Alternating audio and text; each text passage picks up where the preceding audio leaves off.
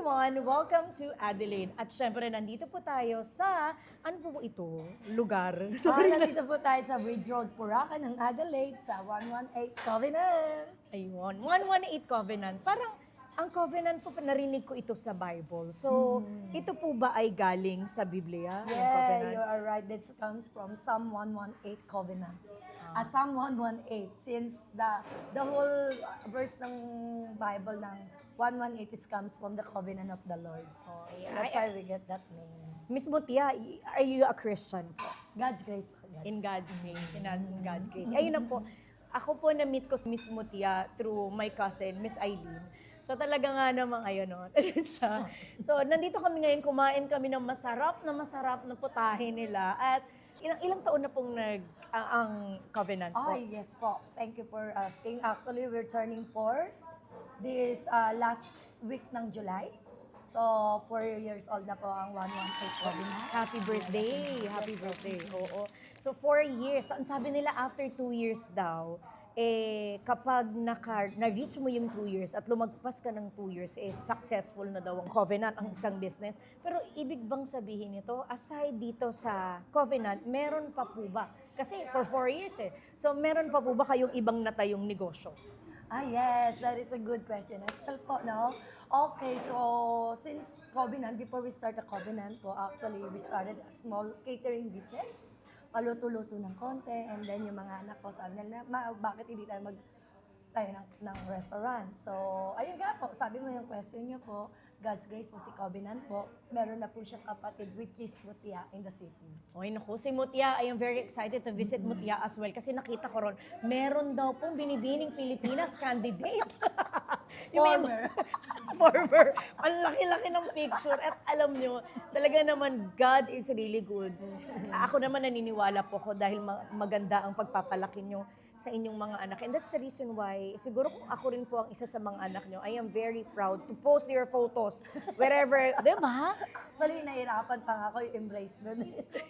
Kasi yung sinasabi nung nila. nakita ko, sabi ko, parang gusto ko siya ipatanggal. Parang, ang hirap ko i-embrace kasi parang, parang hindi naman tayo dyan para mas makilala yung kung ano yung mukha na meron dyan. Kasi mas gusto ko sana na mas makilala yung kung ano yung culture natin dito, as yung pagkain natin dito. Pero since gusto nila, sige na. Agree.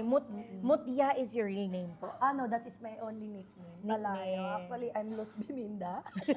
Ang lapit ng Mutia mo. Ay, sobra. Do you want an explanation? Bakit po? Sige. From Luz Biminda, Luzon, Visayas, Mindanao. So that is Philippines, so Mutia is Philippines. Okay. Oo nga naman. Ang mga binibini, ang mga Mutia ng Pilipinas. As I mentioned, kala kasi nanay ko pang mission. Pero pretty girl si Miss Mutia, true to life. So, yung picture niyo po doon, ganito daw kalaki? Mas malaki pa po. Mahal na mahal talaga siya ng mga anak niya. Yan po yung mga anak. So ganito na po, nag-interview po tayo ng iba't iba nating mga kababayan sa iba't ibang bahagi na rin ng mundo at I interviewed. Meron na rin sa Sydney tayong na-interview ng mga negosyante rin. At ang maganda na narinig ko, kapag ang pamilya ang siyang bumubuo ng negosyo, ay talaga nagtatagal. No? So kayo nakita ko po dito yung anak niyo ang chef, tapos yung daughter-in-law niyo. Yung chef din siya. Tapos yung anak niyo ring babae. Yung babae namin, siya naman siya head ng front of house sa Mutia, sa mga HR natin. Tapos yung manugang ko pong lalaki, nasa mga paperworks naman siya.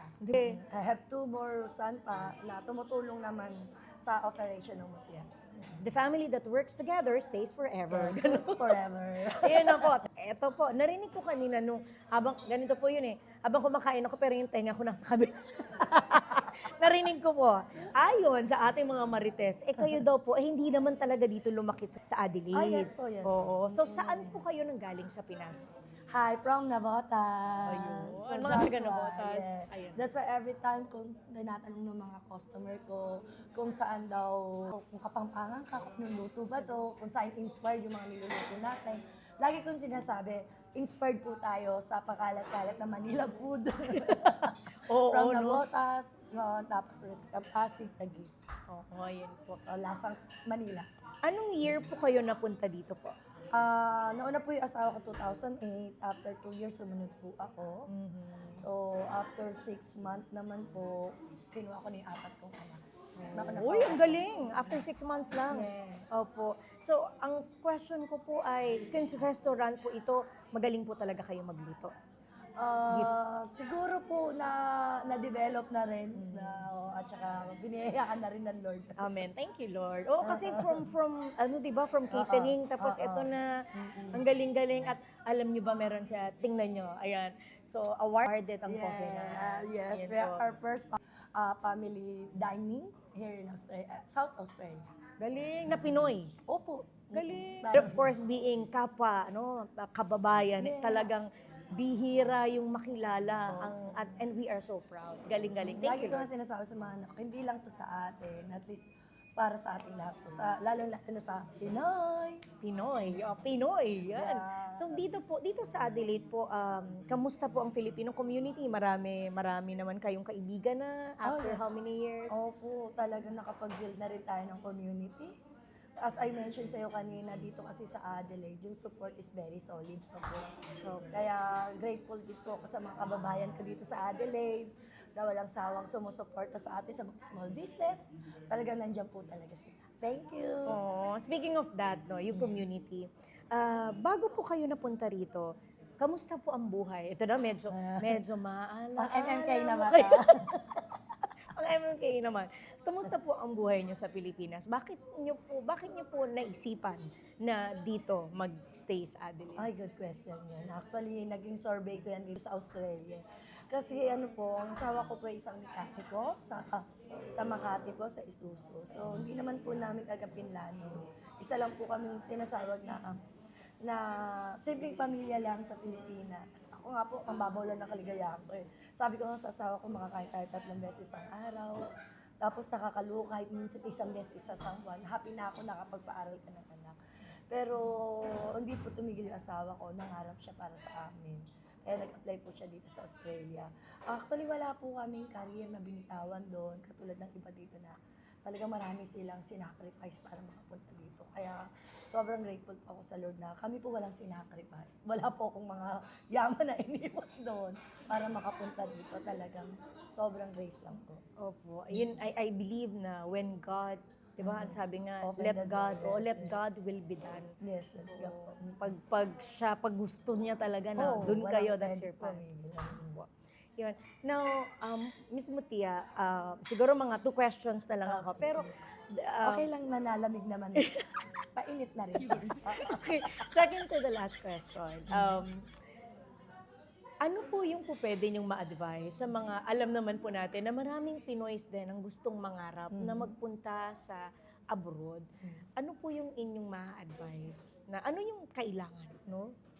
Okay, yung kailangan po, syempre, usually, lahat naman po natin, sinasabi natin, yung kailangan yung determinasyon natin. Kung ano yung gusto natin, let's fix na po sa utak natin kung ano yung gusto natin. At higit sa lahat, as for us, sa mga naging karanasan po namin dito, ang ina-advise ko lang katulad ng sinabi ko sa kanya, anything na may mga happen, may mga pangyayari sa buhay mo na madadala ka, pero ang lagi ko lang sinasabi, keep going, huwag kang madala. Dahil hindi yun ang katapusan ng pangarap mo, kundi yun pa lang yung binibuild ng Lord ng buhay mo para sa future na pinagda niya sa'yo. Yun, o di ba? Keep on holding. Keep going lang po talaga. Trust God for everything. Okay, last na lang po. Ito hindi na po siya question pala. Hindi na pang binibini Hindi na pa Pilipinas. Kinakabahan po kayo. Okay, ano po yung nakita ko ang daming nagmamahal sa inyo. Balita ko nung nag-run kayo, konti na lang mananalo na kayo. Sa Binibini Pilipinas. Hindi, biro lang po. I mean dito, no? Leadership. Nakikita ko po yung, dahil you have a good heart, nakikita ko na marami nagmamahal sa inyo. Ano yung mensahe nyo sa mga Pilipino na nandito ngayon, na nagmamahal sa inyo at dun sa mga, sino ba itong nasa picture na to, no? Sino ba si Mutia? Kasi baka pag ang dami nang pupunta ron, talagang, baka, anong sabi? Dating, presidente. Presidente ng Pilipinas. Pang Miss Philippines na, pang Miss Universe na walang question ito, girl. Yun. So ano na lang. Ano yung masasabi ko sa mga tao nagmamahal sa amin? At saka syempre, aside of that, sa family nyo na katuwang nyo palagi. Oh yes, of course, syempre sa family ko, we are so blessed. Meron kaming tatay na sobrang supportive.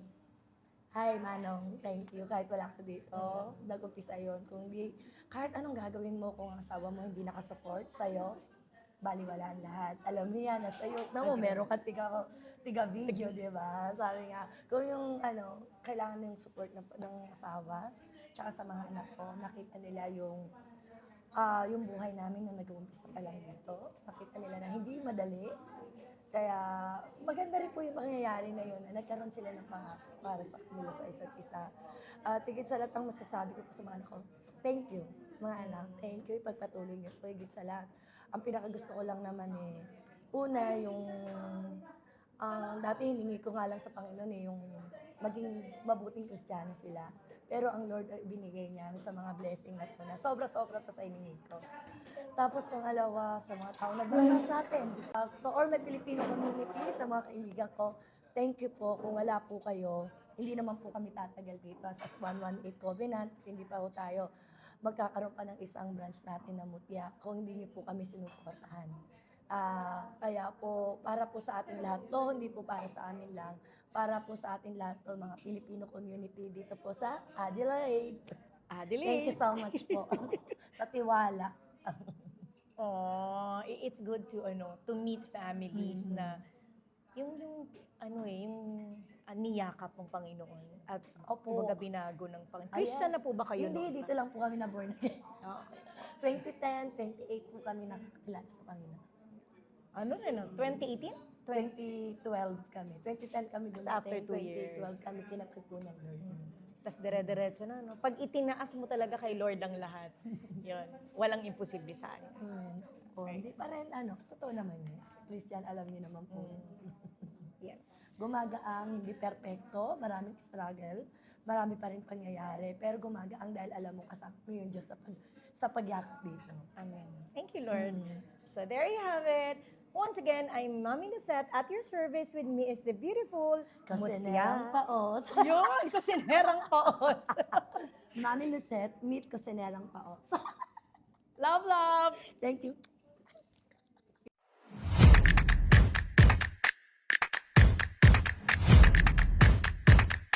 Ladies and gentlemen, please join me in welcoming a superb host, also a mommy vlogger. Let's give a round of applause to the charismatic and inspiring Mommy Lucette De La Rosa.